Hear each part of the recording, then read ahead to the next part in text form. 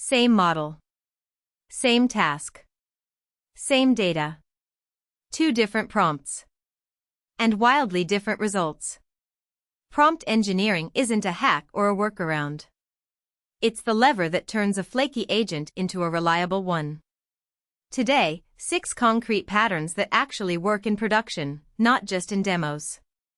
Why does this matter so much for agents specifically? Because the model isn't just generating text. It's making decisions. Which tool to call? What plan to follow? When to stop? When to retry? Vague prompts create cascading errors: wrong tool, wrong plan, wrong loop. Strong prompts create reliable behavior. Pattern 1. Write a strong system prompt. The system prompt is your agent's job description. The thing it sees before any user message. Cover 4 things explicitly. Role: who is the agent and what's its actual job? Be specific. Not you are a helpful assistant, but you are a customer support agent for a SaaS company. You handle account, billing, and product questions. Tools: when to use which one. Don't just list tools. Explain the situations they're meant for, with examples. The model picks tools by reading these descriptions, so vague descriptions cause wrong choices. Constraints: what the agent must never do. Never reveal customer data. Never auto-charge cards.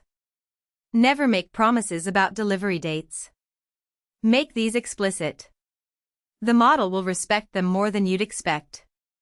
Output format: Markdown, JSON, plain text. Be explicit every single time. The default is whatever the model feels like, and that varies. Pattern 2. Show, don't tell. Few shot examples. 2 or 3 concrete input-output pairs. Be any amount of abstract instruction. The model is fundamentally a pattern matcher. If you want clean JSON outputs, show 3 examples of clean JSON outputs. Don't describe them in prose. This sounds obvious, but most prompts skip it. Add 3 good examples of what you want, and the model produces work that matches the pattern. Pattern 3. Make the model think out loud. Chain of thought. Add the magic phrase, think step by step before answering. Or break the response into explicit phases. First, list the relevant facts. Then, check the policy. Then, decide. Show your work.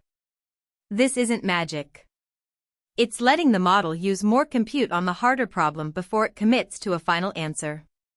For any reasoning task, refund decisions, code review, troubleshooting, planning, chain of thought is essentially free quality. Pattern 4. Force structured output. Freeform text breaks downstream code. If your code expects to extract the customer's intent, the order ID, and the requested action, getting back a paragraph of prose is a problem. Demand JSON. Define the exact schema you expect. If your model has a structured output mode, and most do now, use it. It guarantees valid JSON every time. An agent that returns structured data is an agent your code can actually use. Pattern 5. Reflection. Critique before commit. After the agent drafts a plan or an answer, ask it to look at its own work and find what's wrong with it. Then revise based on the critique. It sounds silly. It works. Reflection catches whole categories of errors that the first pass misses. The cost is 1 extra model call per request, doubling your cost. The quality jump is usually worth it for non-trivial tasks. Pattern 6. Treat tool descriptions as prompts. The agent picks tools by reading their descriptions. Vague description, wrong tool. A tool described as search is much worse than one described as search the public web for current information. Use when the user asks about events, news, or anything after your knowledge cutoff. Do not use this for internal company data, use KB_search for that. That kind of specificity in the description teaches the model when this tool is the right call and when another tool is. And the meta pattern that ties them all together, iterate. Build a small evaluation set as early as possible. 20 hard cases. Real ones, not invented. Every prompt change you make runs against this eval set.